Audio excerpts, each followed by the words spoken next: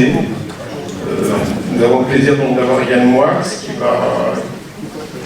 qui va nous donner ce soir sa vision du terrorisme, je crois, et puis d'autres choses sûrement. Il sera interrogé par Alexis Lacroix, qui nous fait le plaisir d'être avec nous aussi, de l'Express, et je vais leur donner la parole tout de suite. Salut.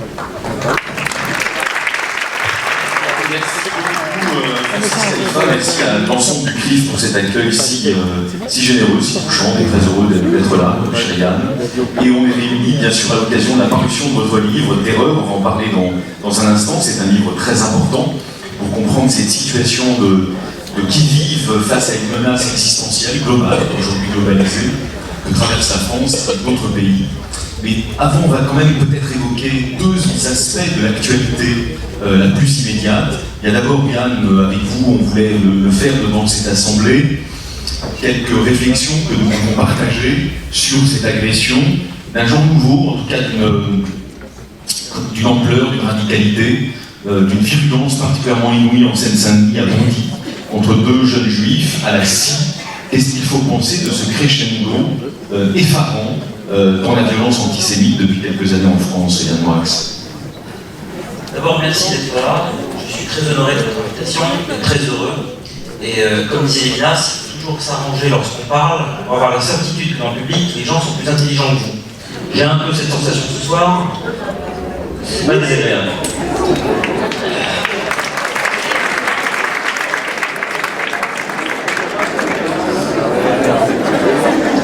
Sur les escalades des attentats terroristes, et particulièrement antisémites, il ne faut pas avoir l'impression, ce serait une illusion d'optique, que la gravité n'appartient qu'à l'actualité.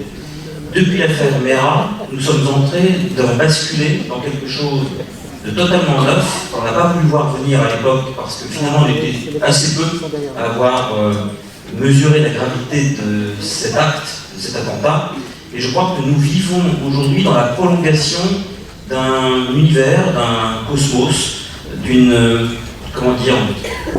terreur, au sens où la terreur est un climat, et le terrorisme est un acte qui crée ce climat de la terreur, on en parlera, et nous vivons finalement dans une sorte d'écosystème qui a été créé par Mera.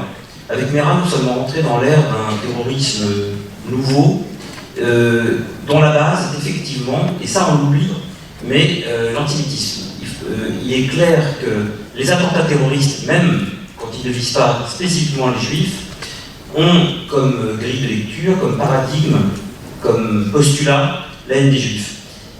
C'est-à-dire qu'ils ont, depuis Mera, les djihadistes, ont créé une sorte d'ambiance volatile, pestiférée, qui n'a même plus besoin de viser spécifiquement les juifs pour que les juifs soient visés. C'est la première chose. Il n'empêche que de temps en temps, ils sont quand même techniquement et précisément pris pour cible.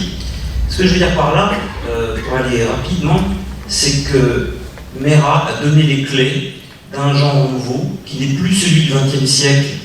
Prenons par exemple le 11 septembre, qui est peut-être le premier attentat du XXIe siècle.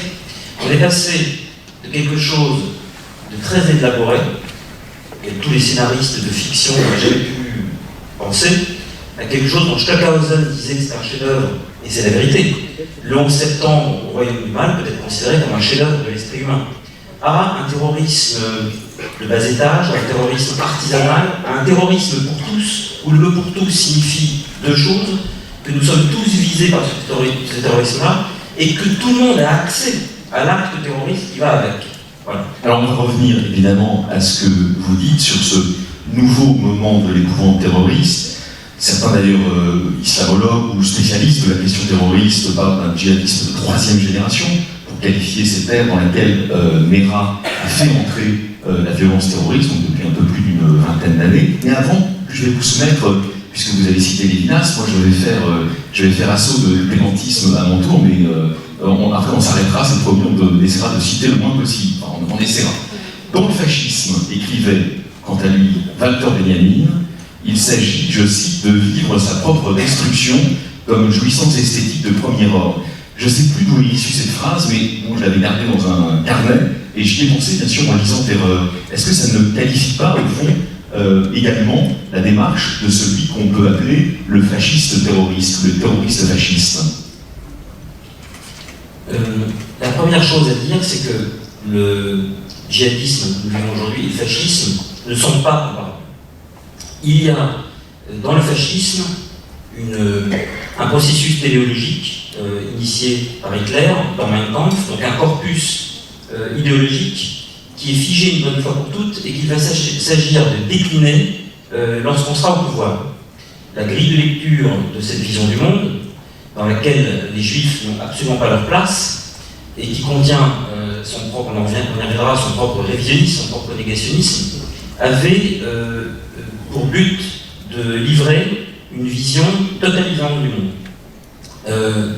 Je ne veux pas comparer le fascisme, le nazisme, particulièrement à ce qui se passe aujourd'hui avec les jeunes qui partent faire le djihad, pour une raison simple. Un jeune homme, qui, vivant toute la journée dans un état totalitaire, vivant toute la journée les désirs d'Hitler comme des ordres, et les ordres d'Hitler comme des désirs, ne pouvant quasiment rien faire d'autre que d'obéir mécaniquement, comme lorsqu'on laisse une bille tomber, la bille roule et elle suit sa pente naturelle. Et donc, l'État fasciste étant un État-guerre, un État dont le but est la destruction des Juifs, et je vais même plus loin, suivant en cela la thèse de Jan Kershaw dans son livre sur Hitler, qui explique que la Seconde Guerre mondiale était finalement le moyen le plus simple pour se débarrasser des Juifs. C'est-à-dire que Hitler s'est servi de la guerre comme un moyen d'exterminer les Juifs. Il ne faut pas croire que la destruction des Juifs d'Europe est adventice dans la Seconde Guerre mondiale. Le but numéro un, l'obsession numéro un du régime nazi, c'est d'éliminer les Juifs. Il y a donc tout un corpus idéologique qui a été construit et qui a même donné naissance à un État.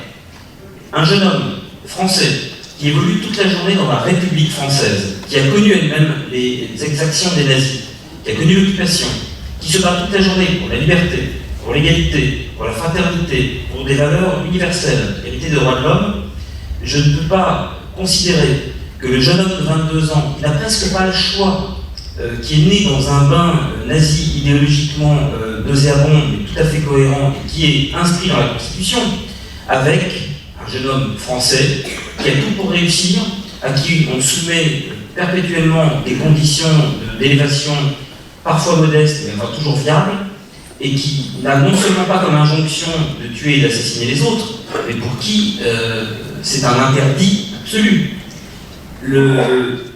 L'écosystème des nazis et l'écosystème de la République française de 2016 n'a strictement rien à voir. Excusez-moi, est-ce que vous ne pensez pas qu'il a au contraire une adhésion au fascisme, justement, puisqu'il n'a pas choisi? Donc il adhère à l'idéologie fasciste, justement, alors que celui qui est né, à la limite, on pourrait presque lui trouver une circonstance atténuante, puisqu'il est né dedans, il a évolué à l'intérieur, tandis que là, c'est un jeune homme, et on parle de Mera, par exemple, qui est né justement dans le pays de la liberté, des qualités de la fraternité, et qui finalement adhère au fascisme. Mera n'adhère pas au fascisme. À l'islamo-fascisme, alors. Oui, alors, le mot de fascisme, je m'en méfie énormément.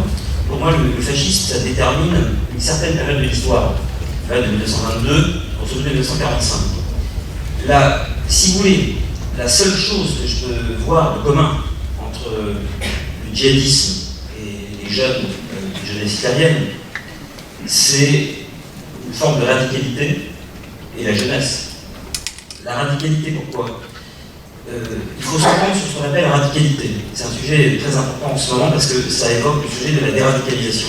Jamais oublier que radical, ça se réfère à la racine. Je vais vous dire justement, qu'est-ce que c'est que la radicalité ? Ça doit se définir de la manière suivante. La radicalité, c'est une intention qui ne bouge pas. Ça vient effectivement de la racine. Ça veut dire que quelque chose qui est là dès l'origine continuera son chemin sans jamais bifurquer, sans jamais évoluer, sans jamais se dénaturer ni se gommer. Une intention qui ne bouge pas, ça pose deux problèmes. Il faut revenir pour cela, c'est très important, entre la différence entre le discours et la parole. Renan dit quelque chose de très important qui nous permet de comprendre tout le terrorisme d'aujourd'hui, car ce terrorisme repose sur la radicalité, donc la différence entre la parole et le discours. Voici cette phrase.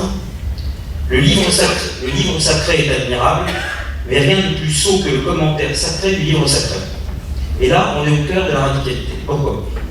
Un discours, qu'est-ce que c'est? Un discours, c'est quelque chose qui a un début, un milieu et une fin, et un discours veut prouver, veut démontrer quelque chose. Un discours politique, pour le meilleur, c'est l'éloquence, pour le pire, c'est la démagogie, mais l'homme politique qui tient son discours veut obtenir quelque chose. Un discours mathématique, un discours scientifique, on veut preuve à l'appui, démontrer, CQFD, que l'équation, etc. Donc il y a dans le discours quelque chose qui est propre à la démonstration et à l'obtention d'un résultat. C'est la raison pour laquelle beaucoup de discours se radicalisent. À l'intérieur d'un discours, l'intention n'oublie jamais là où elle va en venir. Elle ne l'oublie jamais. La radicalisation djihadiste est la continuation de cette radicalité contenue dans le discours par l'acte. Au bout d'un moment, on franchit le Rubicon. Cette intention, par exemple, qu'avaient les Mao dans les années 70, de passer à la lutte armée, s'est interrompue. C'est resté dans l'ordre du discours. Le petit passage du discursif à l'acte n'a pas eu lieu. Là, il a lieu. C'est-à-dire que le discours se poursuit en acte, et finalement, c'est toujours cette même intention, sauf que l'intention n'a pas changé d'obsession, elle a simplement changé de texture. La parole, c'est quoi? La parole, c'est la parole des livres sacrés. C'est la parole de la Torah, c'est la parole du Talmud, c'est la parole de la Bible, c'est la parole du Coran. Une parole, même si dans le contexte politique où ont été écrits tous ces textes, mais ils sont tellement éloignés ces contextes politiques qu'on ne peut plus les politiser. Il faut donc les lire comme des paroles et non plus comme des discours. La parole, c'est quoi? La parole, c'est quelque chose qui dit quelque chose, mais qui n'entend pas démontrer quoi que ce soit. Les évangiles, par exemple, ne démontrent rien. Ils ne veulent pas obtenir de quiconque quoi que ce soit.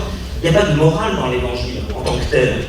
C'est une parole qui s'adresse à chaque croyant, comme le Coran s'adresse à chacun, et cette parole-là n'a pas de but démonstratif, ni démagogique, ni quoi que ce soit, ni politique. En revanche, le moment de la radicalisation, c'est lorsque un imam, par exemple, va commencer à discourir sur le livre sacré, à discourir sur la parole. Et la transformation de la parole en discours, c'est le passage de la mystique en politique. Tout d'un coup, quelque chose qui n'était pas appréhensible par le domaine politique, par le domaine concret, le devient, parce que quelqu'un aura posé sa vision des choses sur un texte sacré pour lui faire dire des choses qui souvent ne sont pas contenues dans le texte lui-même. On me demande souvent, est-ce que les attentats ont un rapport avec l'islam? Est-ce que le terrorisme a un rapport avec l'islam? Alors on va imaginer quelque chose. Je vais poser des questions, mais parce que là c'est important la radicalité. Imaginez que les terroristes, après chaque attentat, chantent un couplet des Beatles. We all live in a yellow submarine, par exemple. Ou It is an hardest night. Ou Help. Ou Nowhere Man. Là, qu'est-ce qu'on dirait? Est-ce que les attentats ont rapport avec les Beatles? On se poserait on irait quand même voir le corpus de McCartney et Lennon. Est-ce qu'il y a à l'intérieur pour que des gens commettent des attentats en chantant des couplets? Eh bien, je donne souvent cette image qui est que ça a forcément à voir parce qu'il faut un support, mais ça n'a rien à voir parce que souvent, dans les années 70-80, on écoutait les disques des Beatles ou de Led Zeppelin à l'envers, et on entendait à l'envers sur le terrain des messages sataniques. On avait donc besoin des Beatles en tant que support pour pouvoir écouter à l'envers, mais nul n'est tenu d'écouter un vinyle à l'envers.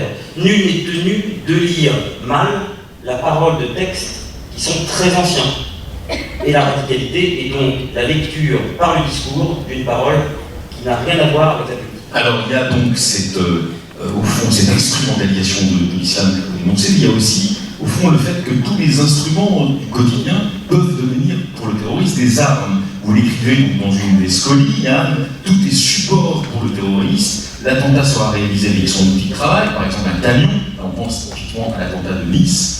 L'arme djihadiste appartient au quotidien, elle en est inséparable, artisanat. Chacun doit tuer avec l'instrument qui lui est le plus familier. C'est le contraire de l'armée, où l'apprenti soldat doit apprendre le maniement d'une arme qui lui est étrangère. Alors, est-ce que c'est pas plus que le propre du terrorisme, le propre de ce qu'on appelle justement le terrorisme de troisième génération, et avec lequel vous avez si opportunément commencé cette conférence? Il y a deux choses en fait, et symétriquement opposées.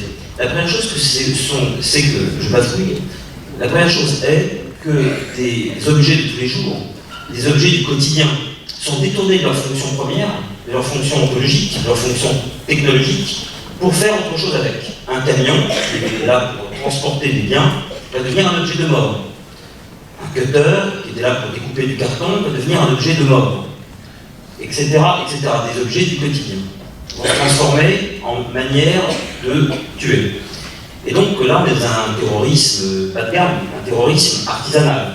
Avec n'importe quel objet de cuisine, on peut créer un attentat. Et puis, il y a parallèlement une nouvelle manière de terroriser, qui est par une très grande technologie. Les drones sont une technologie possible pour semer la terreur. Et on n'a encore rien vu. Et donc, c'est la réunion de cet artisanat et de l'ultra-technologie qui va, dans les années à venir, configurer ce nouveau terrorisme. Par exemple, quand on pourra se confectionner chez soi pour 250 € une bombe à neutrons, et qu'on ira dans la cathédrale de Chartres poser une bombe atomique, cette maison, une bombe sale, comme on dit, et que donc les entourages de la cathédrale de Chartres ne seront plus visitables pendant 1000 ans. Et cette réunion de l'artisanal, de la cuisine et de la technologie va être le terrorisme de demain. Et je rajoute une dernière chose, Alexis, brièvement, c'est que je crois... Vous avez ouvert des perspectives réjouissantes. Non mais c'est que je crois que la technologie développe sa propre imagination. Une technologie donne des idées d'attentat. C'est ça qui est très important. Quand une technologie existe, l'esprit humain est fait de telle sorte que certains vont se demander comment on va soigner des vies avec, et d'autres vont se demander immédiatement comment on va pouvoir donner la mort et sauver le mal avec cette même technologie. La technologie n'est jamais neutre. Je voudrais qu'on redise un mot avec Francis peut-être de la question de l'antisémitisme, parce qu'il y a tout un chapitre de terreur qui est consacré justement à, on pourrait dire, une sorte d'archéologie en temps réel de ce qu'on appelle le nouvel antisémitisme, le néo-antisémitisme, enfin c'est un peu d'importance. En tout cas, au niveau de l'analyse que vous proposez à la lumière du phénomène terroriste, enfin disons de la prolifération du phénomène terroriste, de l'antisémitisme, est absolument passionnant. Mais avant, il y a un autre chapitre, qu'on pourrait dire un peu métiologique, pour employer un mot de philosophe, qui est consacré justement au rapport très étrange que les terroristes ont avec la spectacularisation de leurs gestes. Visiblement, d'ailleurs, ça vous passionne, sans doute parce que c'est raccord avec d'autres travaux que vous avez menés antérieurement sur cette étrange société du spectacle. Et donc, vous écrivez que les terroristes ne préfèrent pas simplement la mort à la vie, mais la gloire à la vie. Koulibaly, Abala, Lawesh Boulel, Sali, les frères Kouachi, Mera, Abaoud, Abdeslam, Kermiche et Petit Jean n'entendent pas seulement vivre au paradis, soulagés par les vierges, la plupart d'entre eux n'y croient pas, ne prennent même plus la peine, façon 11 septembre, de nous faire croire qu'ils y croient, mais ils veulent vivre dans notre souvenir, dans la postérité de ce qu'ils ont commis.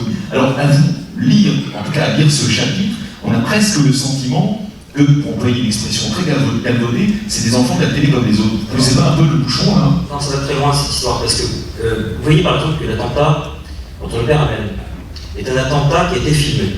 Et aujourd'hui, la filmabilité entraîne l'attentat. C'est-à-dire que si un attentat n'est pas filmable, il n'aura peut-être pas lieu. Les terroristes sont doublement acteurs. Ils sont acteurs de l'acte qu'ils sont en train de commettre, et ils sont acteurs du film qu'ils sont en train de tourner. Petit Jean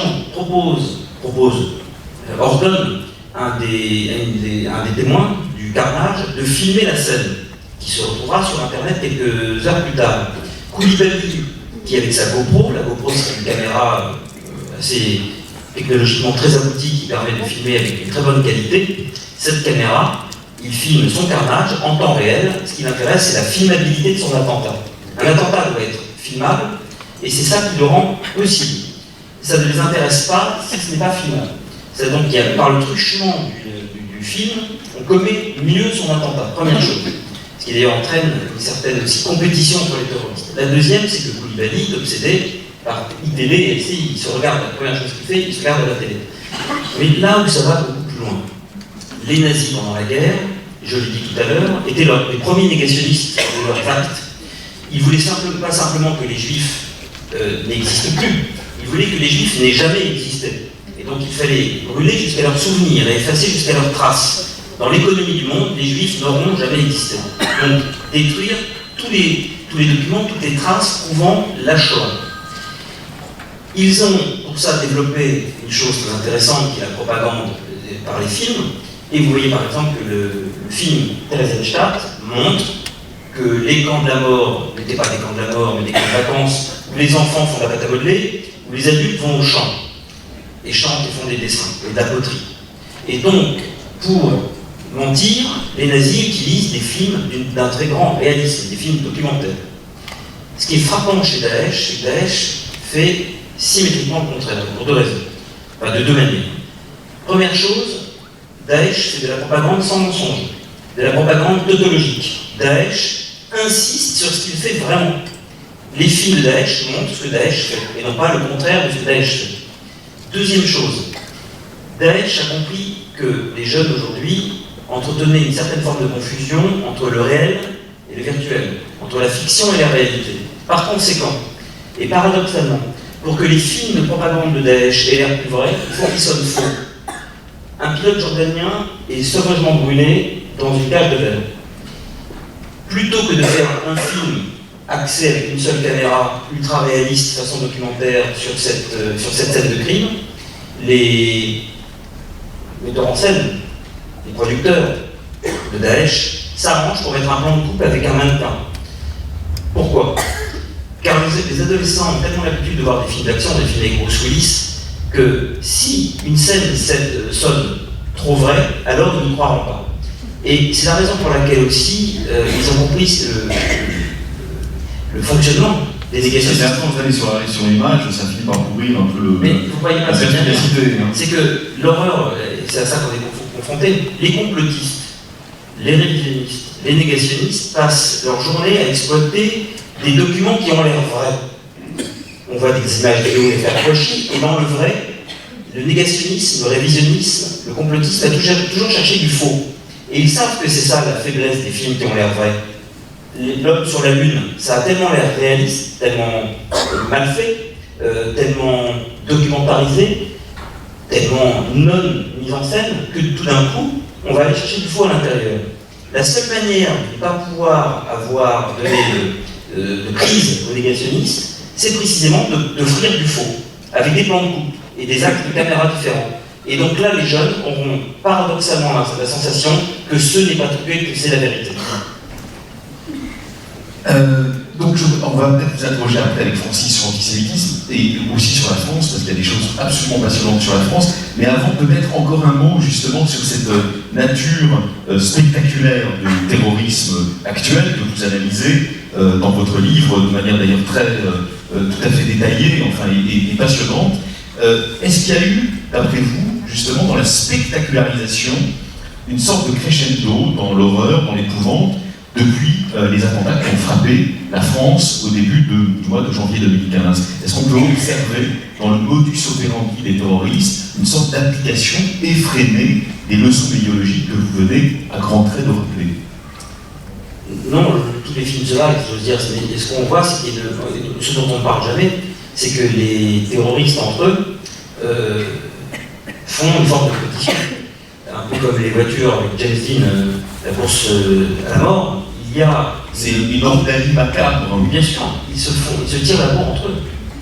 Et ça, il ne faut pas l'oublier. Ils s'étonnent les uns les autres. Et il y a une certaine forme de mimétisme, d'emballement, qui fait que les attentats créent des attentats. Les anarchistes du XIXe siècle parlaient de propagande par le fait.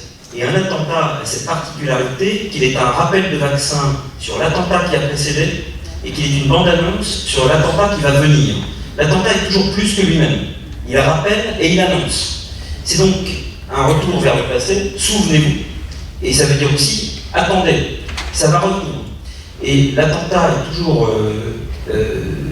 impossible à appréhender pour une raison très simple, pour deux raisons, enfin au moins deux. C'est que d'abord, il y a un problème de temporalité entre les terroristes et nous. Nous, nos martyrs, sont situés dans le passé. Par définition, ce sont des gens qui sont morts sous les balles de Kalachnikov, ou décapités, ou brûlés, etc. Nos morts appartiennent au passé. Alors que les kamikazes des djihadistes appartiennent à l'avenir, ils appartiennent au futur. Nous pleurons nos morts passés, eux, ils sont tournés vers leurs morts futures. Et donc, pendant que nous commémorons, les djihadistes ont une imagination d'avance. Il faut voir ce que c'est, il y a une distorsion temporelle très machiavélique là-dedans, parce que un terroriste qui sait qu'il va commettre un attentat le 13 novembre 2016, c'est 2015. C'est depuis des mois et des mois que la date du 13 novembre a un sens pour lui. Depuis des mois, il se trimballe dans sa poche avec la date du 13 novembre. Cette date existe depuis des mois. Et nous, cette date, c'est simplement une date normale dans le calendrier. La date, nous avons un rendez-vous professionnel, sentimental, une date de voyage, etc. Eux, cette date se balade dans le temps. Et ce qui me donne toujours un peu des frissons, c'est d'imaginer que si on avait rencontré Abaoud à Châtelet-Les-Halles à 14h30, il ne nous aurait rien fait. En revanche, le croiser dans le 11e arrondissement à 22h, c'était synonyme de mort. Et ce qui donne le vertige, c'est que finalement, la seule chose qui peut faire en sorte que nous allons mourir, tout le mal que nous avons pu lui faire à Abaoud, c'est d'être ce jour-là, à cet endroit-là, à cette heure-là. Et là, nous devenait son ennemi irrémédiable. Mais à Châtelet-Les-Halles, 5 heures plus tôt, il ne nous aurait pas vu, un peu comme un type qui se baladerait dans un zoo, il caresse tous les fauves, mais les fauves ne comptaient le manger, le dévorer qu'à 22h30. Mais tout le reste du temps, ils étaient en fait comme des chats. Et ça donne absolument le tournis, parce que c'est de l'arbitraire qui n'en est pas. C'est ultra arbitraire de mourir sous les balles de Kalachnikov à 22h30, mais c'est tout aussi arbitraire, du coup, que de ne pas mourir à Châtelet-Les-Halles à 14h20. Alors, la lecture de votre livre, évidemment, pour toutes ces raisons, nous plonge, je crois, dans une certaine perplexité. À juste titre, sans doute d'ailleurs, vous conduisez une charge extrêmement violente contre la déradicalisation, le concept même de déradicalisation, et puis sans doute les cellules qui en découlent. Vous avez désespéré notamment des Buzard, des personnes comme ça qui se sont fait, qui sont les apologètes de ce type de pratique, de ce type de sas de décontamination. Admettons, vous allez nous redire d'ailleurs pourquoi. Qu'est-ce qu'on fait? On prolonge l'état d'urgence, on renforce les services, comme y invitent quelques criminologues, on fait quoi? D'abord, je ne comprends pas la déradicalisation, parce que la définition que je donnais tout à l'heure de la radicalisation interdit son contraire. Si on définit la radicalité et la radicalisation comme ce qui ne peut jamais se fracturer, ne jamais faire demi-tour, alors, par définition, le préfixe « dé » qu'on met devant radicalisation est interdit. La définition de la radicalisation, c'est d'interdire son contraire. Donc la déradicalisation n'a aucun sens. On arrive là à une contradiction logique. Et sans espoir. C'est à peu près sans espoir. Mais sauf que... Il faut quand même que vous donniez une raison d'espoir. Mais sauf que chez les djihadistes qui partent, et dont les profils, on n'en a pas parlé, on pourra peut-être en parler quand il y aura des questions, sont très différents. Il y a de tout.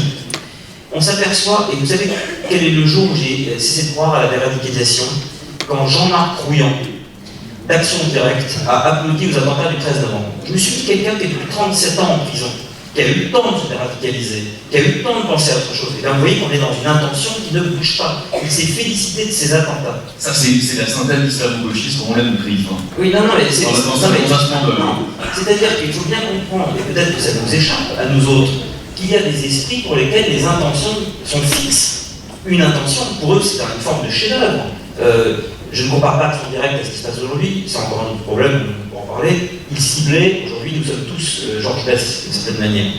Donc je ne crois pas à la radicalisation, d'abord parce qu'on a un exemple, au moins très probable, même si c'est pas sur un exemple logiquement qu'on peut s'appuyer, parce que on voit très bien le livre excellent de David Thompson, intitulé Les Revenants, le montre très clairement. Il y a des jeunes pour qui la radicalisation est impensable. Ils reviennent du djihad déçus, mais pas du tout repentis. Ils sont déçus pour plusieurs raisons, soit parce qu'il n'y a pas assez de théologie sur place, encore des bisbilles de bureaux, donc ce qu'ils font de la dèche ou de politique. Certains rentrent terrorisés, effrayés, et regrettent, eux, la déception n'est pas le mot, mais ils sont carbonisés. Et il y a ceux qui reviennent déçus, parce que Daesh ne va pas suffisamment loin. Parce qu'ils pensaient que ça allait être pire que ça. Alors moi je voulais que vous donniez une raison d'espérer à Francis Khalifa, je crois que c'est raté, et ça va être raté aussi. Si, il y en a une. Ah oui, c'est que l'État français, manifestement, fait tout pour les éliminer sur place. Les revenants. Oui, n'en dites pas trop là-dessus, mais c'est effectivement ce qu'on apprenait dans le livre d'Havet et l'homme, les conversations volées dans la République. Ça pose quand même. Ça pose quand même. Franchement, c'est très sérieux parce que l'État français a dépensé des sommes considérables à bon escient et à juste titre pour aller chercher des anciens nazis au fin fond d'Amérique latine. Chose qui est tout à fait louable et qui n'est pas regrettable. C'est une très bonne initiative. Les nazis sont des criminels de guerre. Les criminels de guerre, les nazis sont des criminels contre l'humanité. Et les crimes contre l'humanité sont imprescriptibles. Je considère, sans comparer les régimes et sans comparer les époques, que des jeunes qui passent leur journée à décapiter des têtes, à violer des femmes, pour qui la vie humaine n'a absolument pas le même sens que pour nous. Ah ben ils se sont rendus coupables de quelque chose qui Se sont rendus coupables de crimes contre l'humanité, et si le crime contre l'humanité est imprescriptible, alors j'appelle moi ces jeunes à entrer dans des prisons genre Spandau, comme Rudolf Hess a passé toute sa vie, et je suis pour eux à être un prison à vie. Alors, avant que Francis vous pose une ou deux questions, un tableau, on aime la France. C'est pour le journaliste. Oui, non, mais vous allez pouvoir me poser une ou deux questions. Je ne veux pas non plus monopoliser la parole, mais la France nous intéresse. Beaucoup de juifs, depuis une quinzaine d'années, ont mal à la France, mais ils aiment profondément la France. Et il faut dire que le chapitre que vous consacrez à notre pays n'est pas, disons, d'un optimisme inébranlable. Vous y notez que le sport favori des Français n'est pas le football, c'est la hargne. Détester la France, lui cracher sans cesse au visage, pointer du doigt ceux qui voudraient l'aimer, lui trouver des qualités, les accusant aussitôt d'être proche des extrêmes, d'être les voisins en idéologie des partis politiques, dont la haine est le principal moteur. Est-ce que là encore, votre diagnostic ne noircit pas à dessein le tableau général de, on pourrait dire, de l'état moral et politique de la France? Est-ce que vraiment aimer la France est aussi interdit que vous me semblez de suggérer dans cette scolie? On peut juste peut-être compléter en disant, est-ce que c'est vraiment tous les Français? Les Français adorent la France, mais ils ont du mal à s'aimer les uns les autres. On est bien d'accord. Chacun est une France portative. Il y a un Français, il n'y a pas un Français par individu, il y a une France par individu. Et ce que je déplore en France, et à chaque fois que, comme tout le monde, je vais en voyage et je reviens en France, c'est que j'ai l'impression que c'est le seul pays de la planète qui toute la journée vit dans une sorte de marigot où on se demande qui est musulman, qui est juif, qui est antisémite, qui est raciste, qui est sioniste, qui est antisioniste, qui est noir, ça on le voit. Et donc, j'essaye, ça c'est une obsession, et je vais essayer de travailler longuement là-dessus dans un prochain livre, pourquoi on en arrive à toujours se poser la question de l'identité des gens en France. Il y a sur l'identité une chose très importante à dire. On croit que l'identité c'est derrière soi, c'est l'origine. C'est faux. L'identité pour moi est devant. C'est-à-dire que les origines c'est bien, c'est un départ, et qu'il est tout à fait louable, non pas de les oublier, mais de savoir qu'il y a d'autres origines qui nous attendent dans l'avenir. Donc l'identité n'est pas quelque chose de derrière seulement, mais c'est aussi devant. Ce n'est pas quelque chose de monolithique et de un, mais on peut avoir plusieurs identités dans une même vie. Ça peut être plein de choses. Je ne pense pas qu'un juif, par exemple, ne soit que juif. Alors qu'est-ce qui s'est passé là? Et l'identité a été rattrapée parce que votre maître, Lévinas, a fait la certitude de la racine, c'est ça qui s'est passé? Je crois que Lévinas, en utilisant cette formule, veut dire quelque chose dont je me sens très proche. Ce qui, je vais être peut-être choquant pour certains, mais je ne veux pas qu'il y ait d'ambiguïté, je suis prêt à en discuter. Je ne comprends pas qu'on soit fier de ses origines. Je comprends qu'on aime ses origines, je comprends qu'on transmette ses origines, je comprends qu'on soit heureux d'avoir cette origine, mais c'est le mot de fierté qui me dérange. Parce que l'origine est un donné qu'il faut fabriquer ensuite, qu'il faut se construire par soi-même. Mais pourquoi être fier d'un donné? Être fier de ce qu'on donne, bien sûr, mais pourquoi est-ce être fier de ce qu'on reçoit? Et cette fierté est pour moi en germe l'équivalent pour les nations du nationalisme. Il y a un identitarisme, un originarisme qui fait que si les êtres humains étaient fiers de ce qu'ils vont transmettre plutôt que ce qu'on leur a transmis, il y aurait sans doute moins de problèmes. C'est pourquoi, notamment chez les juifs, je pense que ce sont les enfants qui définissent la judaïté plus que les parents, parce que les enfants, il leur reste à transmettre quelque chose. Et on les définit. Ils sont aussi le résultat de la transmission. Ils sont le résultat de la transmission. Et donc, ils sont du côté de l'avenir. Et c'est très intéressant, et c'est pour ça aussi que j'aime le judaïsme, c'est que cette façon de se retourner tout en avançant me paraît dans la pensée juive très importante, car c'est toujours voir ses origines, toujours les voir, ne pas les oublier, mais voir si plus loin il y a quelque chose qui nous attend, et ne pas rester crispé sur le passé. Et c'est la différence que je fais entre la mémoire et le passé d'ailleurs. Alors il y a 5 minutes sur l'antisémitisme, il y a des pages absolument sublimes consacrées à ce que Robert Wistrich, qui est mort il y a peu de temps, qui était un des historiens spécialistes en Israël de l'antisémitisme, appelle la plus longue haine. La plus longue haine, est-ce que c'est pas au fond ce qui définit le mieux l'antisémitisme, quand on a pratiqué toutes les réductions socio-politiques ou sociologico-politiques qu'on peut imaginer? Déjà, il y a un mystère avec l'antisémitisme, c'est que moi je refuse de comparer au racisme, depuis toujours. Je vais vous expliquer pourquoi en une phrase. Si vous dites à un raciste, demain il n'y a plus de noir et plus d'arabe, c'est le plus beau jour de sa vie. Si vous êtes un antisémite, demain il n'y a plus de juif, c'est le pire jour de sa vie.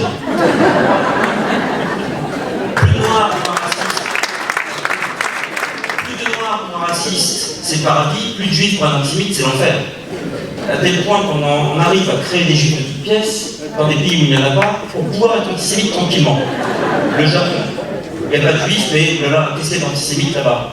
On arrive toujours à créer un juif ex nihilo. Et c'est pour ça que souvent les juifs ont été le paradigme de la haine de soi. Quand on n'aime pas les noirs et les arabes, on présuppose qu'il y a une différence physique, et ce qu'on déteste dans ces conditions, c'est la différence. Quand on déteste un juif, ce qu'on n'aime pas chez les juifs, c'est la ressemblance.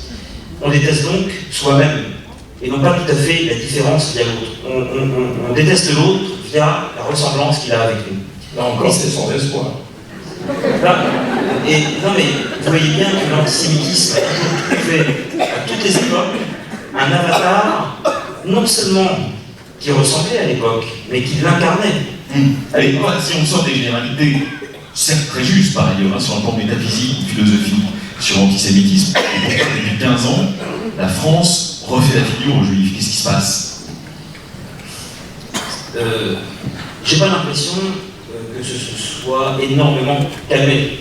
Ça a ressurgi de manière nouvelle. Pourquoi refait-elle la figure? Oui, justement. En fait, c'est-à-dire que malheureusement, quand une forme d'antisémitisme perdure, on finit par s'y habituer. C'est-à-dire que le climat devient en fait, je vous donne un exemple, l'antisémitisme, et vous allez voir que tout ça est très clair. Vous vous souvenez qu'avant la Deuxième Guerre mondiale, dans la société française, les noces à Rebecca, machin, on pouvait rire des juifs, c'était quelque chose d'admis. Mais je veux dire, d'admis tacitement. C'est une chose qui ne s'était pas considéré comme de l'antisémitisme que de faire des blagues sur les juifs. Aujourd'hui, ça nous paraît d'une violence, je parle d'avant la guerre.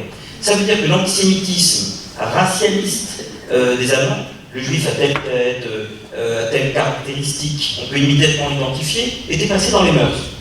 Il a fallu la destruction des juifs d'Europe pour que cette vision des choses ne change, parce que c'est à cause de cette vision des choses que la Shoah a été rendue possible.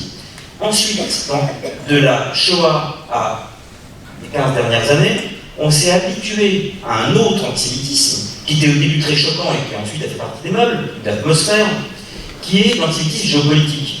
L'État d'Israël a eu lieu, et donc on a eu tranquillement la possibilité, vous avez vu ce que ça donne, d'accepter les antisionistes. On a considéré que l'antisionisme était tout à fait c'est acceptable comme position. Mais vous avez vu, la ruse de la raison antisémite s'est déployée de telle sorte qu'aujourd'hui, il y a une équivalence quasiment totale entre être antisioniste et antisémite. C'est-à-dire que cette idée de l'antisionisme qui était tout à fait recevable a été polluée par les antisémites.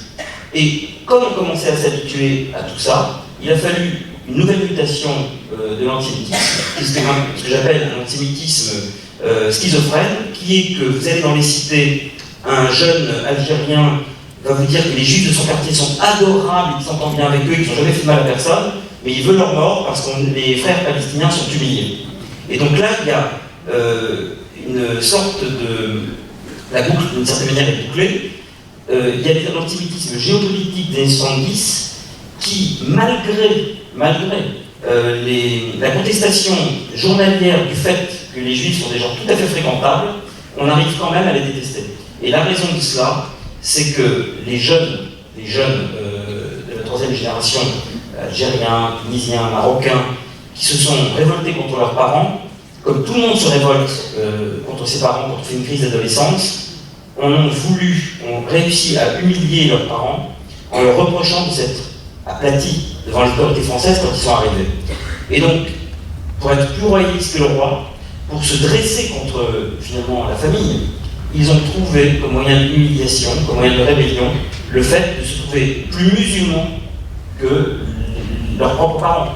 Et donc, c'est greffé une identité par réaction quasiment familiale, dans les cellules familiales, qui font qu'ils sont devenus des prototypes. Et c'est la première fois qu'on a ces Français-là. Des prototypes, j'aime pas le mot, parce que ce sont des êtres humains, c'est la première fois qu'on a des Français qui héritent de l'histoire de l'Algérie, par exemple, de manière transmise, mal transmise, et qui sont en même temps 100% français. Vous voyez ce que je veux dire? Et une manière d'exister, de faire advenir leur identité, c'est d'aller encore chercher comme ennemi dans leur proximité les Juifs au nom de quelque chose qui se passe très loin. Merci beaucoup. Juste pour rester sur ce sujet-là, est-ce que ce que vous voulez nous dire là maintenant, c'est que finalement l'antisémitisme musulman est un antisémitisme qui est géopolitique? C'est-à-dire qu'il n'y a pas dans l'islam, parce que c'est ce que vous avez dit au départ, il n'y a pas dans l'islam une partie de cet antisémitisme lorsque l'on compare les juifs à des porcs, donc ça ne peut pas être que géopolitique. J'ai répondu tout à l'heure, mais peut-être trop abstraitement à cette question. Le théoro salafiste qu'il y a en France propose une grille de lecture qui est un discours sur des textes qui sont une parole. Alors effectivement, les imams qui vont embrigader ces jeunes pour faire dire au texte des choses qu'il ne veut pas ou qu'il ne veut plus dire en tout cas, parce que le texte n'est pas responsable de ce qu'il veut dire plusieurs siècles après. C'est très étrange que pendant les 700 dernières années, il n'y ait pas eu d'attentat sur le sol français au nom de l'islam, par exemple. Donc ça veut dire qu'il y a quand même quelque chose de neuf. Et la nouveauté est précisément sur les sites salafistes, sur les sites, on va dire, djihadistes, puisqu'ils existent en France. Vous allez sur Internet et il y a là un corpus idéologique très ferme qui appelle à l'assassinat et au meurtre des Juifs de manière très très claire et qui est effectivement une lecture de l'antisémitisme dont on parlait tout à l'heure par la grille de l'islam. Mais c'est un islam qui est comparable à des pilules de LSD qu'on donnerait à des jeunes, c'est un islam frelaté.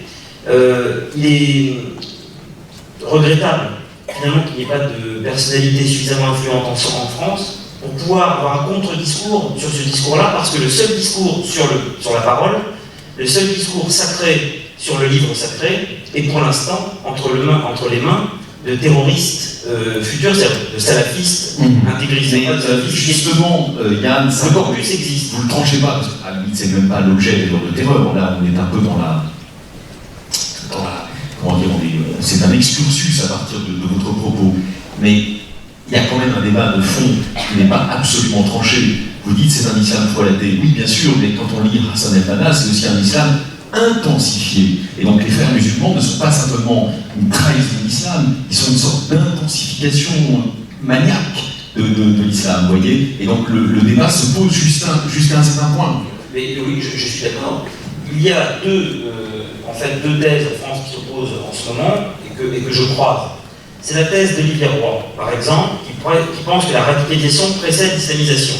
On se radicalise d'abord, ensuite on va voir ce qu'il y a de disponible dans le vestiaire, et on s'aperçoit quel camp. Et ça existe, puisque les Américains ont fait des enquêtes et ils se sont aperçus qu'avant de partir faire le djihad, certains jeunes se sont islamisés, des radicalisés se sont islamisés et extrémistes, en commandant par exemple sur les sites internet comme Amazon, l'islam pour les nuls, le Coran pour les nuls. Il y a donc des jeunes pour qui la radicalisation, l'envie de violence précède l'islamisation. Cela existe, notamment chez les convertis. On voit très bien que des gens habitant Brest, les parents sont médecins, ils ont bac S, mention très bien, ils ont subi, parce que ça, c'est le vrai sujet des initiations sentimentales, sexuelles, qui pour moi est un sujet important. Car on peut avoir la timidité de ne pas traverser la rue parce qu'on a peur d'une femme qui nous plaît, on n'ose pas lui dire vous me plaisez, et par contre on n'a aucun mal à assassiner des gens avec une Kalachnikov, la même personne.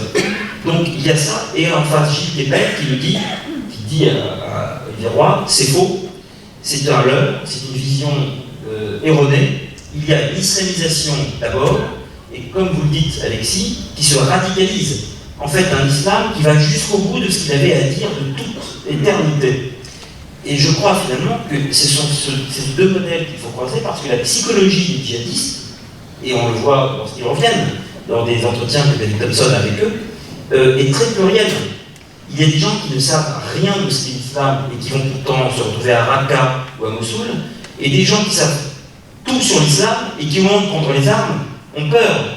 Donc on se retrouve avec des gens très courageux qui ne connaissent rien à l'islam et qui tuent en son nom, et des gens très formés en termes d'islam, orthodoxe, ultra-orthodoxe, salafiste, mais qui pleurnichent parce qu'il s'agit de tenir une Kalachnikov. Et vous voyez que tout ça crée une sorte de soupe où il est bien difficile de savoir qui est le djihadiste le plus cohérent, le plus fidèle à l'idée qu'ils se font d'eux-mêmes. Je rajoute quand même terminer peut-être, il y a deux choses qui me frappent, c'est que la motivation numéro 1 du djihadiste, c'est choper de la meuf, c'est rencontrer des femmes, l'humiliation féminine, la difficulté à pouvoir rencontrer chaussures à son pied, est un Qu'est-ce qu'on fait les femmes qui partent elles-mêmes alors? On n'en fait pas grand-chose parce qu'elles sont considérées malheureusement en France comme de pauvres victimes, et on a beaucoup d'exemples où les services responsables du terrorisme en France relâchent après 20 minutes de confrontation des jeunes femmes qui sont parties là-bas. Exemple, la jeune femme qui a passé 2 ans en colocation avec Abaoud à Raqqa a été relâchée après 20 minutes par la brigade en question, et elle est aujourd'hui au RSA, et c'est tout juste si on lui a présenté nos excuses. Les femmes sont considérées comme des victimes. Et ça, c'est une aberration parce qu'on sait qu'elles se radicalisent, on en parlait avec Alain Bauer récemment, Alexis, elles se radicalisent plus vite et plus radicalement, excusez-moi de la tautologie, que les hommes. Et la deuxième chose qu'il ne faut pas exclure, même si c'est décevant sur le point conceptuel, c'est qu'une des motivations du djihad, c'est aussi la panoplie. Vous savez que pendant la Commune de Paris, une des motivations premières dans la garde nationale, c'est d'avoir le costume et les galons. Et lorsqu'on voit les jeunes partir, on s'aperçoit qu'ils font des selfies avec la tenue de guerrier du désert, qu'ils veulent épater leurs copains des cités, et on est là dans un truc où l'image a une très grande importance. Il est difficile de donner trop d'explications intellectuelles et rationnelles à des jeunes qui, si le djihadisme n'existait pas, auraient pour une petite part d'entre eux décidé de faire un carnage. Regardez Richard Dion en 2002, lorsqu'il a commis son carnage auprès du conseil municipal de Nanterre, il n'a pas dit à la Wakbar à la fin, ce n'est pas un attentat, c'est une tuerie. Il y a donc parmi les djihadistes des gens qui font passer en contrebande leur envie d'en finir, leur suicide. Exemple, Laouesh Boulet, qui pour moi à Nice fait partie de cela. Il y a 2 catégories de terroristes, il y a ceux qui nous tuent avec leur vie et ceux qui nous tuent avec leur mort. Ceux qui nous tuent avec leur vie sont ceux dont vous parlez qui pensent que des houris vont les accueillir au paradis, et cela, à mon avis, pour eux, l'islamisation précède sans doute la radicalisation, et les autres qui ont déjà décidé de mourir dans leur tête, qui ne sont plus que des cadavres ambulants et des zombies, et pour qui, sans doute, la radicalisation précède de loin l'islamisation. Alors, il y a encore 2 mots avant qu'on passe la parole à nos amis qui doivent avoir plein de questions à vous poser car vous êtes passionnants. Qu'est-ce qu'il faut, dans un cas comme dans l'autre d'ailleurs, qu'est-ce qu'il faut opposer à cette tentation djihadiste, un surcroît de sacralité républicaine, comme ils pensent certains?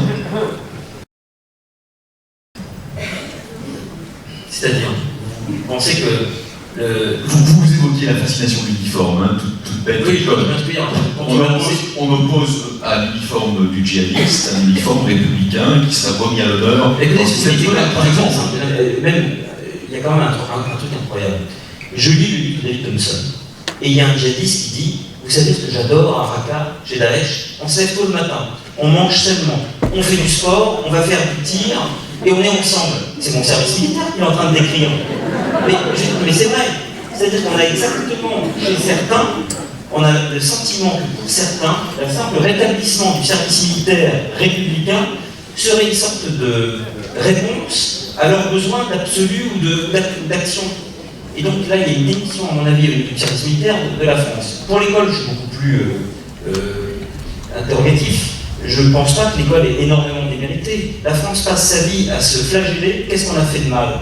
On est toujours en train de trouver des grilles de lecture, on a des pulsions causales, comme disait Nietzsche, pour essayer de trouver ce qu'on aurait pu mal faire, pour imaginer qu'un individu serait le fruit de nos propres défaillances. C'est quand même insultant pour les musulmans de considérer que le fait d'être musulman donne de la graine de terrorisme, mais c'est aussi très infamant pour les gens dans la misère sociale, dans la misère financière, qui n'ont pas non plus vocation à créer de la graine de terrorisme.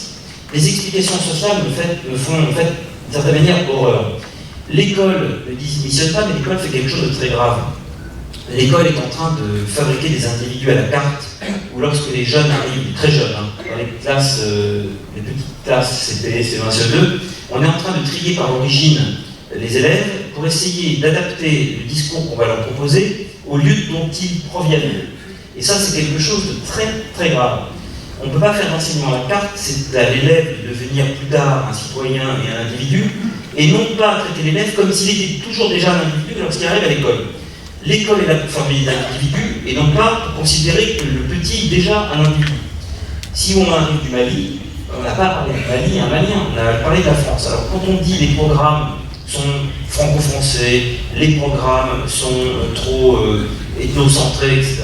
Mais oui, est-ce que vous imaginez qu'on va parler de la Chine depuis la France comme les Chinois? C'est un leurre.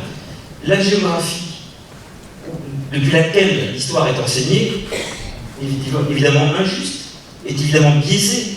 Le fait qu'on étudie l'histoire de France dans une géographie qui est celle de la France fait qu'on ne va pas parler de la France de la même manière qu'on en parlerait en Allemagne. C'est une grille de lecture arbitraire, c'est une grille de lecture injuste, mais si on passe son temps à s'excuser de ce qu'a fait Charles X en Algérie, bien sûr qu'on ne pourra pas former des citoyens français. Toute allusion à l'actualité.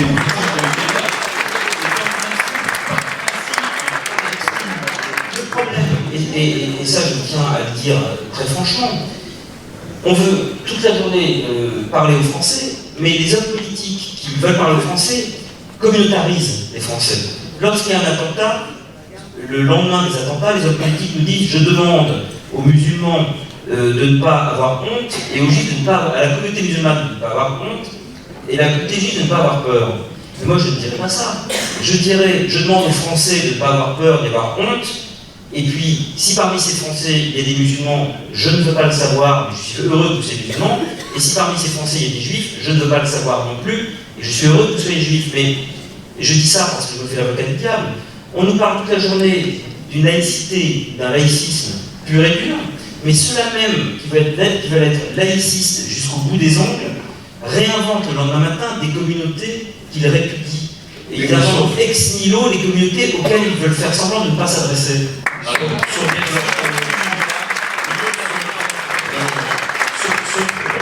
tue des enfants dans une école, on les tue parce qu'ils sont juifs. Et lorsqu'on tue des clients dans un supermarché, on les tue aussi parce qu'ils sont juifs. Donc c'est à ce moment-là qu'on ne pourrait pas comprendre que les autorités ne s'adressent pas aux victimes.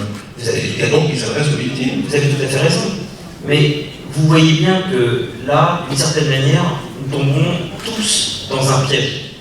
Dans un piège tendu par les terroristes qui savent exactement ce qu'ils font. Et tout à l'heure, quand je vous disais que je faisais l'avocat du diable, j'ai essayé de prendre, de voir la contradiction dans les paroles de nos politiques, bien sûr. Et je ne suis pas tombé des dernières pluies, et je sais très bien que lorsque l'attentat de Mohamed Merah a eu lieu, on a parlé des jeunes victimes allant à l'école, bien sûr. Mais là où le piège se referme, c'est qu'on ne peut pas extraire la judéité des victimes juives d'un attentat.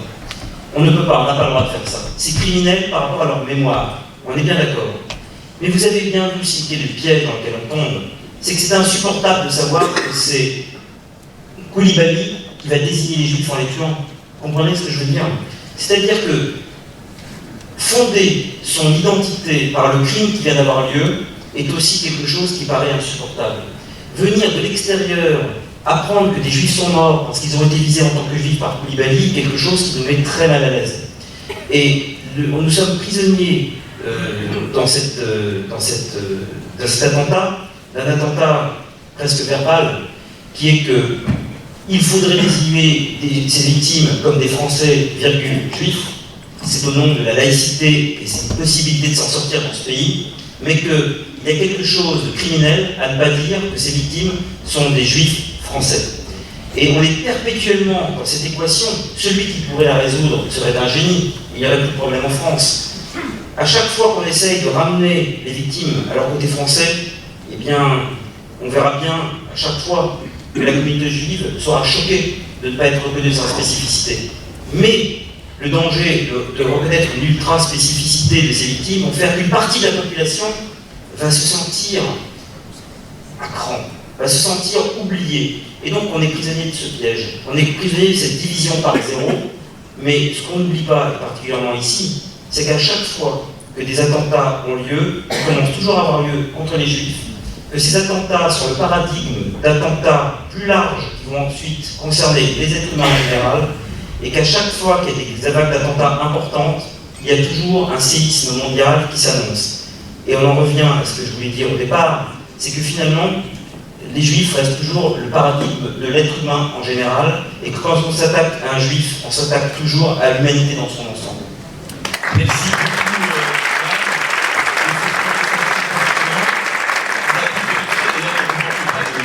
Puisque vous n'hésitez pas aussi à vous adresser à votre auditoire et éventuellement à prendre certaines de ces convictions à revers. Vous allez être, j'imagine, interpellé d'ailleurs là-dessus. Avec plaisir. Un grand merci. Donc, je ne sais pas s'il y a des micros. Alors, nous passons à la deuxième partie, donc plus interactive.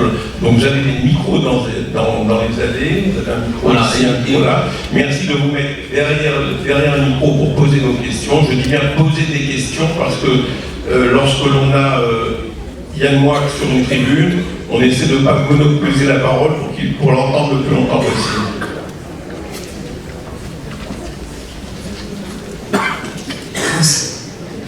Bonsoir. Une question en tant que journaliste. Je voudrais savoir, dans votre réflexion, quelle part de responsabilité vous accordez aux journalistes, aux médias, dans la fascination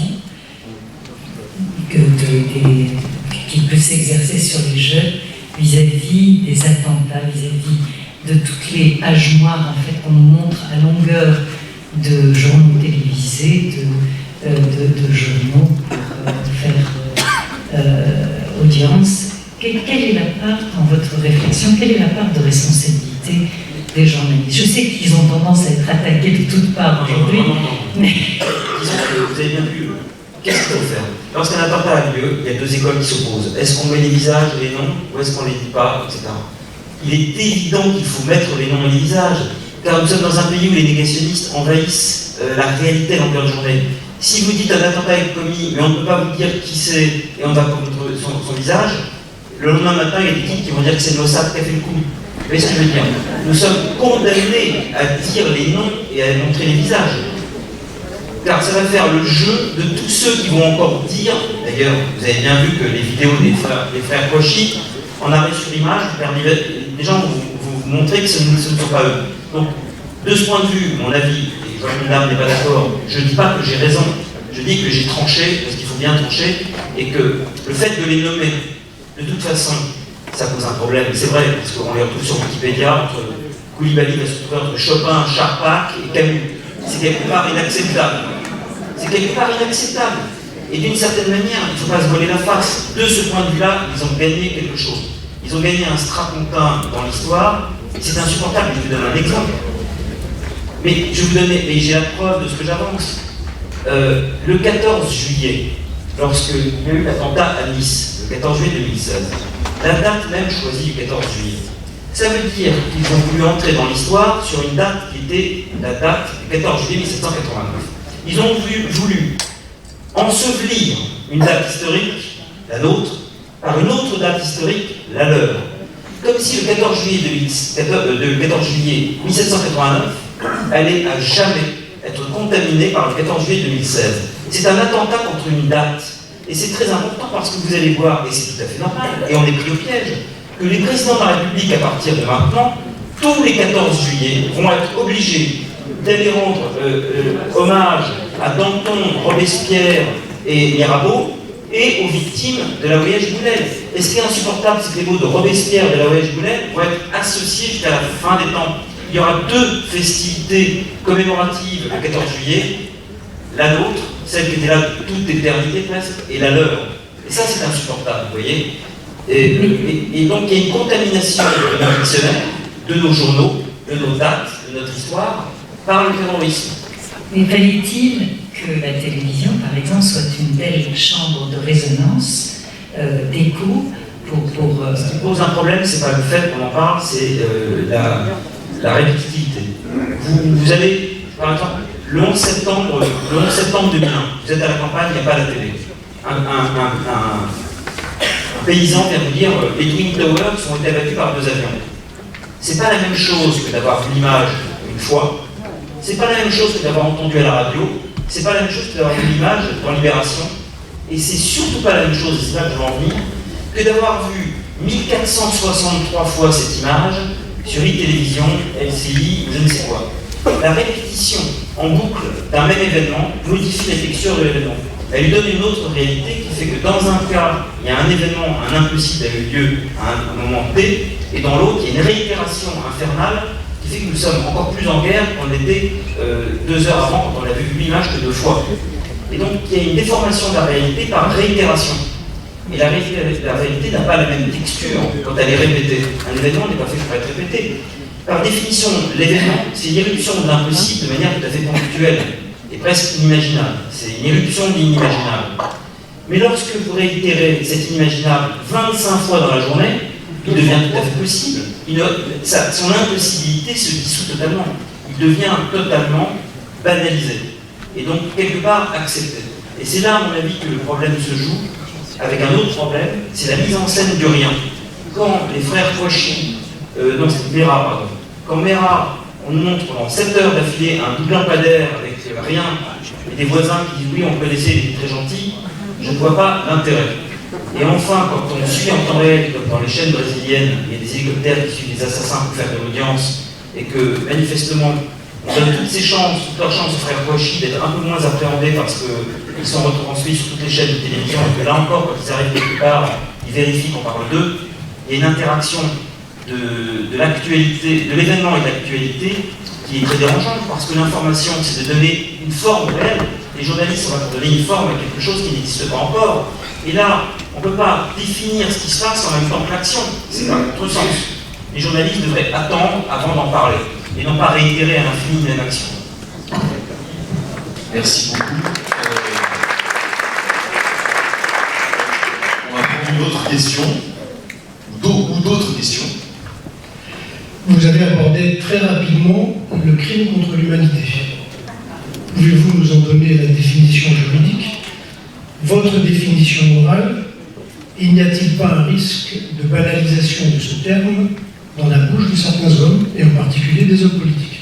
Alors la définition juridique, je crois qu'elle est très très large. Vous êtes juriste, moi pas. La définition juridique du crime contre l'humanité, c'est des exactions commises pour humiliation, mise à mort, arbitraire, et il y a toute une liste, j'ai regardé d'ailleurs récemment sur Wikipédia quand M. Macron a prononcé ses propos déplacés sur là où il les a prononcés sur la guerre d'Algérie, et il y a une liste très très longue sur tout ce qui peut définir un crime contre l'humanité.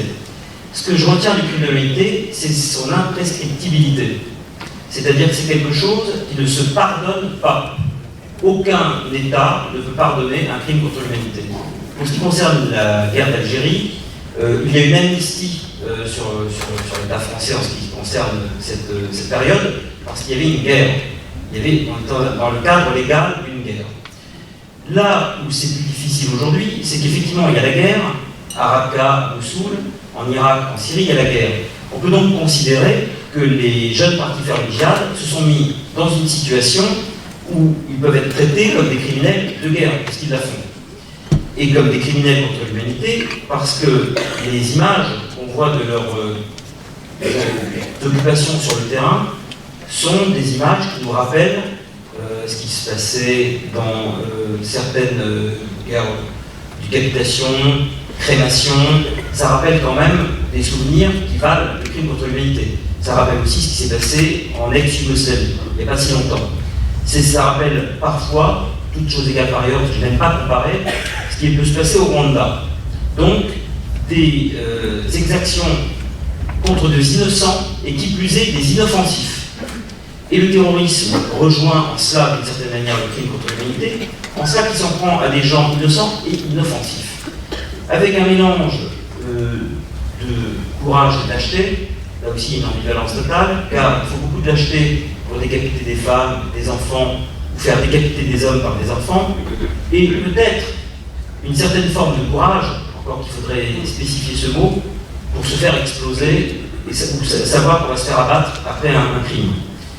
Et au niveau moral, alors là je dirais que le crime contre l'humanité, la réponse est beaucoup plus simple, en tout cas pour moi, que la définition juridique, étant donné que je ne suis pas juriste. Chacun a le droit d'entendre à son échelle, avec sa propre sensibilité et sa propre conscience, ce qu'il entend par crime contre l'humanité.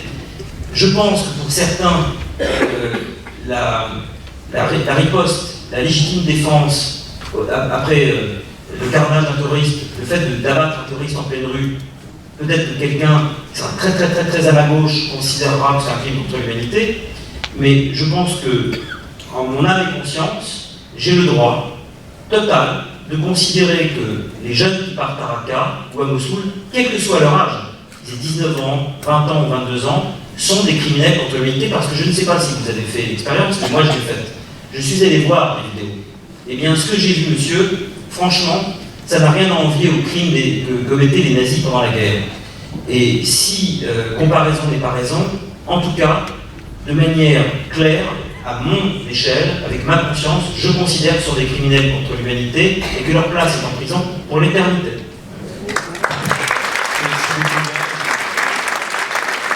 Bonjour, monsieur. Bonjour.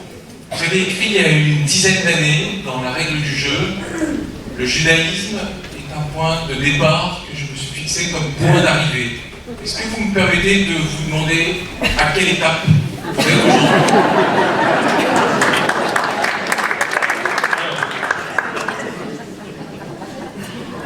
D'abord, il n'y a pas chez moi de volonté de conversion. Pour plein de raisons, ça serait très long à expliquer. D'abord parce que dans la Torah, il y a une place pour les fils de Noé. La Torah noachique considère que les non-juifs ont parfaitement leur place et que le non-juif qui étudie est à sa place bien au-delà des juifs qui n'étudient pas et même parfois de ceux qui étudient.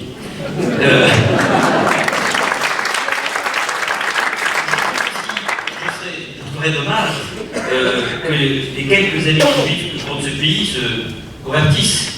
Vous n'auriez que des amis de l'intérieur et de l'extérieur. Et ce serait dommage, ce serait une grosse perte. Je plaisante. Non, la vérité c'est que une des raisons qui fait que je suis très lent dans mon évolution, c'est que je pensais que l'hébreu c'était beaucoup plus facile parce que j'ai progressé très vite pendant les 3 premiers mois et les difficultés sont arrivées après. Et puis, puisqu'on parle plus prosaïquement d'une éventuelle conversion, je suis beaucoup trop douillé.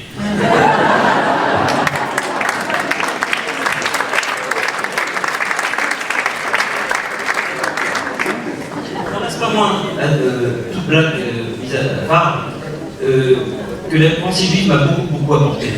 C'est grâce à la pensée juive que j'ai compris que j'étais intelligent. Je vais vous expliquer pourquoi.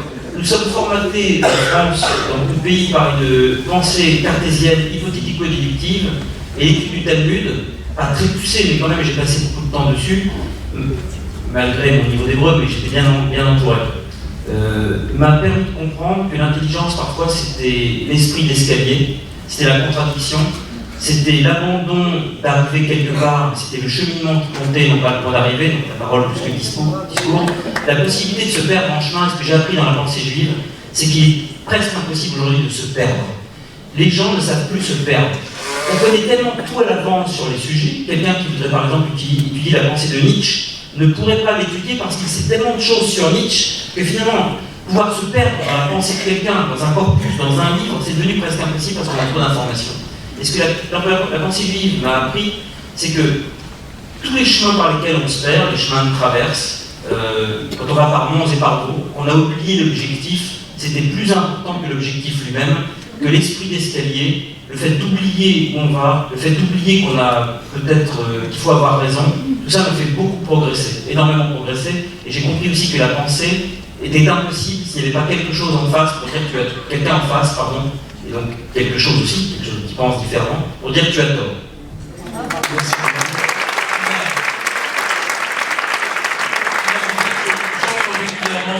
La règle du jeu, il y a des aphorismes de votre pensée, il y a aussi des réflexions très profondes, et c'est véritablement une rédactrice de la revue est là, et ça va lui faire très plaisir. Marianne França qui devrait se lever avant qu'on continue notre vie. Vous savez, ce qu'on dit sur la pensée juive, avoir un partenaire, c'est aussi pour ça que la radicalité est plus complexe comme définition dans le judaïsme. Parce que la radicalité, une intention qui ne bouge pas, c'est plus facile quand on est seul.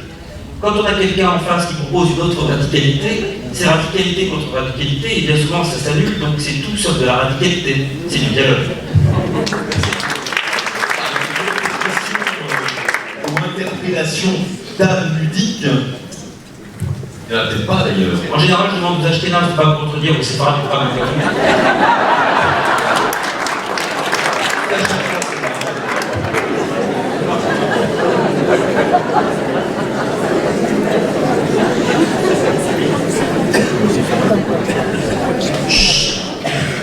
Bonsoir, j'écoutais l'intérêt ce que vous avez dit. Je voulais simplement vous poser une question sur. Enfin, j'ai deux questions, mais très, très belles. L'une concernant effectivement l'émergence de Daesh. Je regrette peut-être dans votre propos, mais je n'ai pas lu votre livre, et peut-être que dans votre livre, il y aura l'élément qui me semble peut-être un peu manquant dans votre discours, c'est la genèse de Daesh. Daesh est une abomination, bien évidemment, mais Daesh c'est aussi le fruit d'une dévastation, d'une destruction de l'Irak, une très grande souffrance des sunnites d'Irak et de Syrie. C'est aussi une guerre de religion entre chiites et sunnites. C'est l'intervention dramatique de l'Iran, intégrisme chiite, qui a élevé l'antisémitisme à un niveau très élevé. C'est le Hezbollah.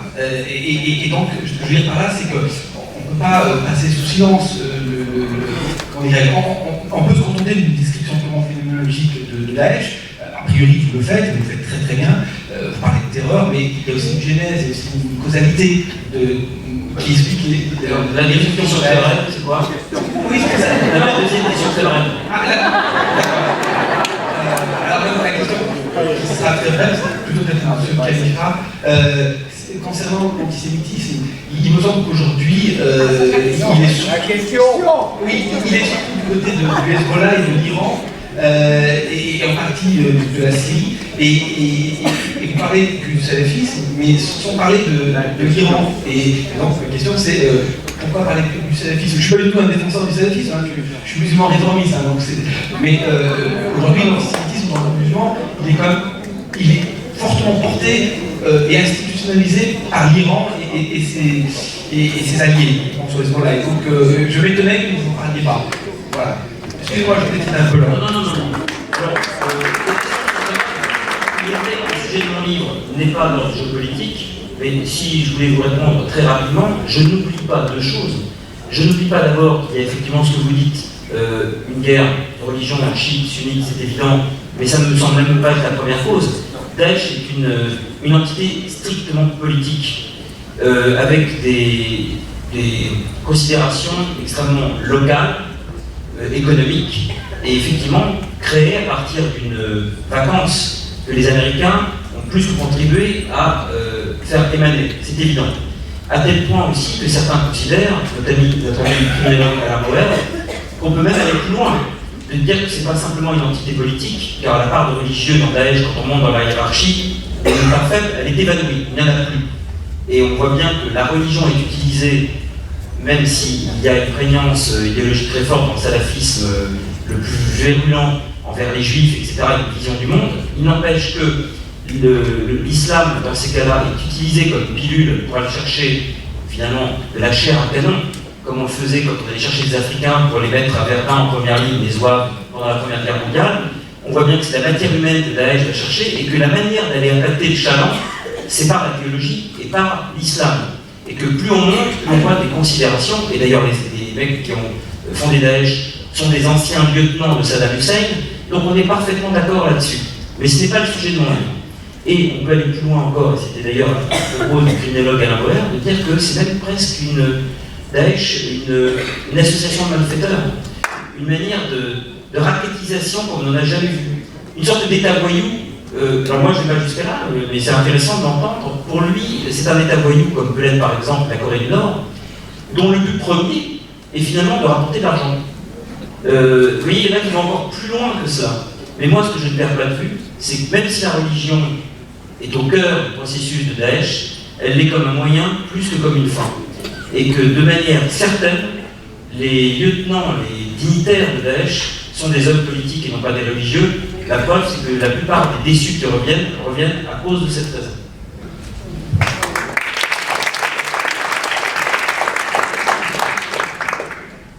Bonsoir. Bonsoir. Moi, j'ai quitté Daesh et je vais revenir sur l'antisémitisme des réseaux sociaux qui J'ai eu peur, j'étais là, je pensais qu'on venait de dire.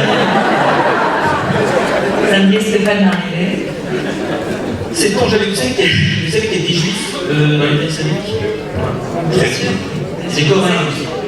Il y a même eu un reportage, on a vu des jeunes filles s'engager pour Daesh, effectivement. Jeunes filles juives, c'est assez terrifiant.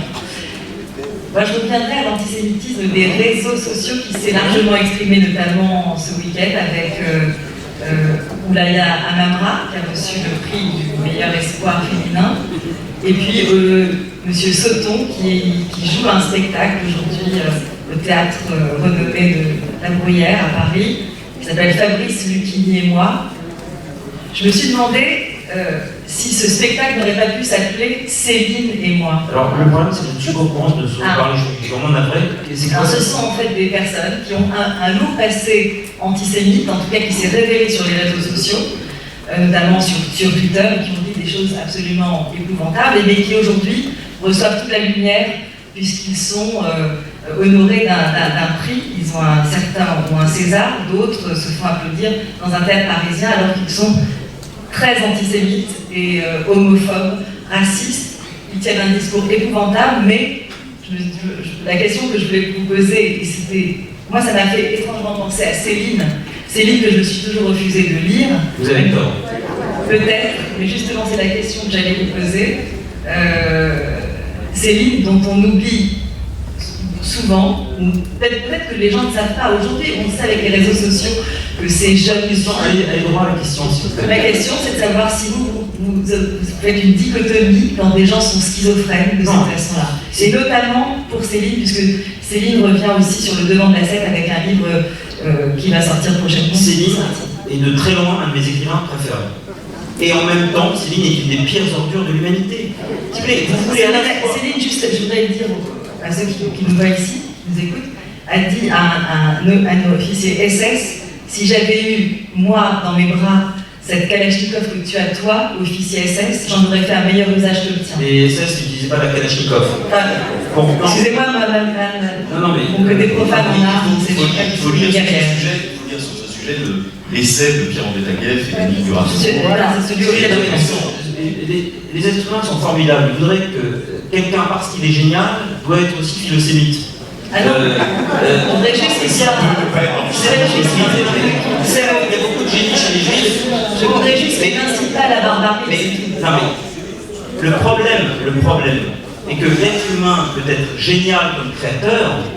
Un Wagner, par exemple, qui viendrait contester le génie de Wagner et son antisémitisme est tout aussi incontestable. L'être humain est fait de telle manière qu'il est d'une complexité sans fond, sans fin, et que malheureusement, bien sûr, on ne peut que le regretter. Quelqu'un qui est capable de nous émouvoir en parlant de sa chienne qu'il est en train de piquer, sa chienne Bessie dans un château l'autre, et à un moment d'humanité totale, on voit la description de l'œil de la chienne qui a peur de la seringue, le même est capable d'aller dénoncer les juifs à la Gestapo. C'est ça qui est incroyablement insupportable chez l'être humain. C'est que celui qui est parfois capable de la plus grande inventivité littéraire, malheureusement, soit celui qui peut haïr son prochain comme personne. Ça paraît d'ailleurs paradoxal, parce qu'on aurait tendance à se dire que pour être un grand créateur, il faut avoir une humanité infinie en soi. Eh bien, ce n'est pas le cas. Il y a des gens qui sont hémiplégiques en matière d'empathie pour l'autre. Céline était un grand malade, avec une sensation perpétuelle d'être persécuté, et comme beaucoup de gens qui se sentent persécutés, il leur faut un coupable à ce sentiment de persécution, et la victime toute trouvée, et là encore, on en fait tous les jours le constat, dans toutes les sociétés, même quand il n'y a pas de juifs, et bien c'est les juifs sur lesquels la bille tombe. Bien sûr que Céline est antisémite, et je pense que personne aujourd'hui ne peut dire le contraire. Avec le livre de Taguieff qui vient de sortir, on voit que c'est encore plus grave que ce qu'on pensait.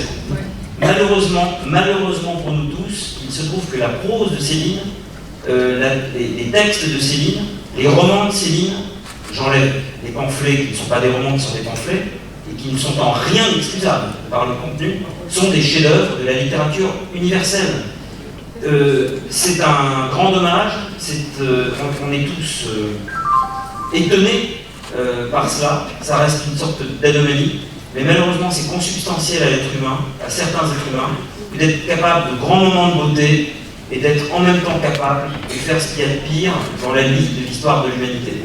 Céline est un grand inventeur et c'est aussi une grande ordure. Bravo.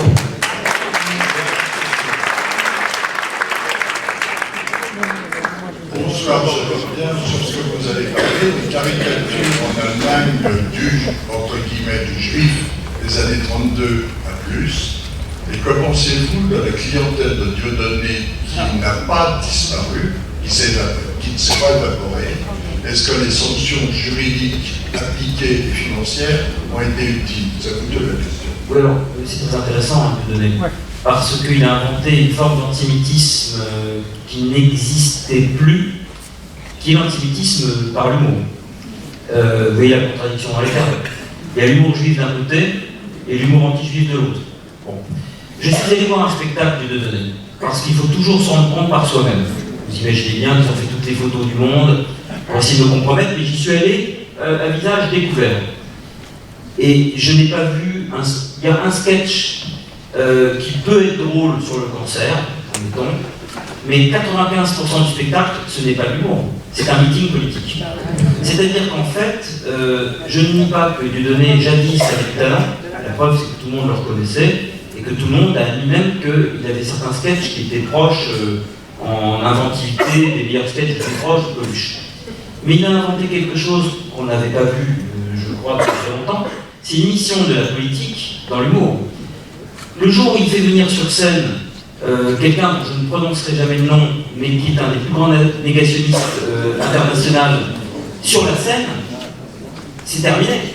Ce jour-là, Dieudonné cesse d'être un humoriste. Il ne fera plus jamais de blagues, même s'il en fait.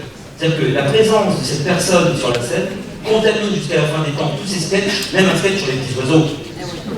Tous ces sketchs sont maintenant susceptibles d'antisémitisme, même et surtout quand il ne parle pas des juifs, parce qu'il a remplacé, je crois maintenant, les juifs par des esquimaux, je sais pas quoi.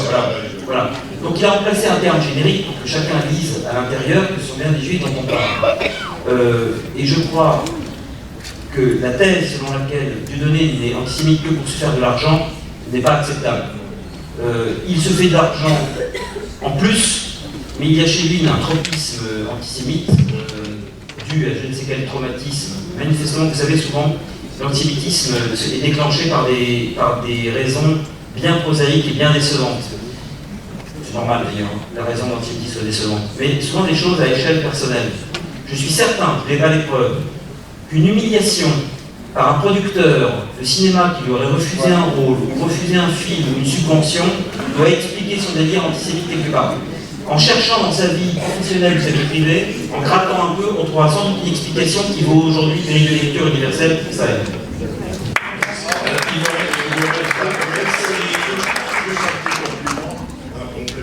Est-ce que vous croyez que sa clientèle, s'il avait distribué des livres d'auteurs juifs, aurait pu y mettre le feu?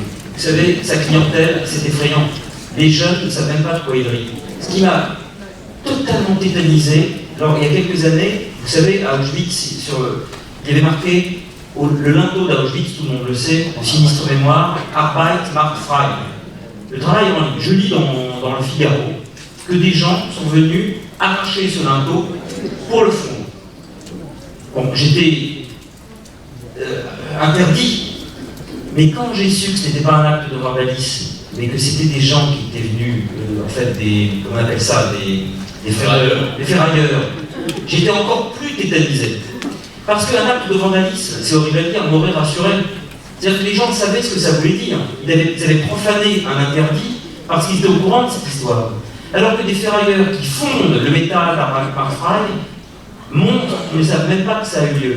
Et ce qui m'a frappé lorsque j'étais dans la salle avec Dieudonné là, sur scène ce jour-là, c'est que les jeunes, essentiellement les jeunes de cité, il faut appeler un chat, étaient morts de rire, mais je crois qu'ils ne savaient même pas de quoi en parler exactement.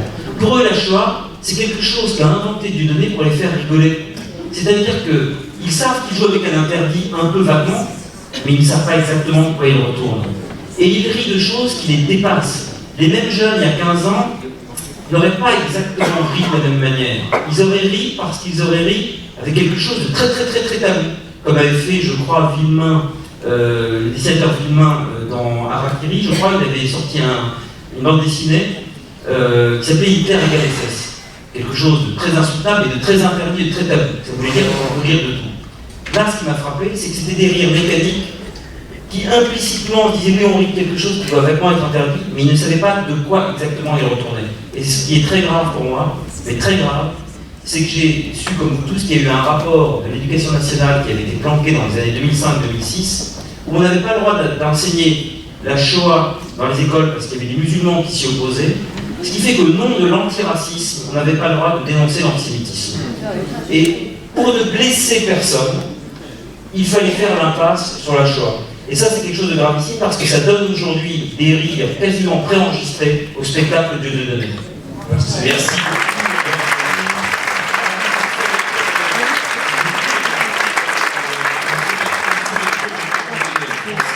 À tous nos amis la lecture du livre qui fait suite au territoire perdu de la République 13 ans après, qui est La France soumise, sous la direction de Georges Bentursan aux éditions Albin Michel.